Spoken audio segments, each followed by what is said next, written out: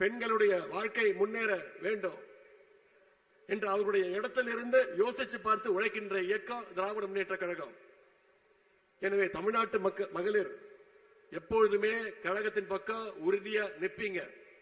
அதற்கு இங்க கூடியிருக்கக்கூடிய இந்த கடல் போல கூடியிருக்கக்கூடிய இந்த மாநாடு சாட்சி. வருகின்ற 2026 சட்டமன்ற தேர்தலில் மீண்டும் கழக அரசு அமைய இங்கு இருக்கக்கூடிய மகளிர் நீங்க உங்களுடைய ஆதரவையோ உழைப்பையோ நீங்க கொடுக்கணும்.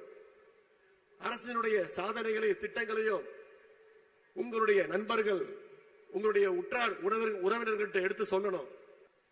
குறிப்பா மகளிர் உங்களுடைய ஒவ்வொரு வாக்கும் மிக மிக முக்கியம். உங்க வாக்கு உங்களுடைய கடமை மட்டுமல்ல, அது உங்களுடைய உரிமை. 2026 தேர்தல் அடிமைகளையோ பாசிஸ்டுகளையோ மீண்டும் நாம ஓட ஓட விரட்டி அடிக்க வேண்டிய தேர்தல்.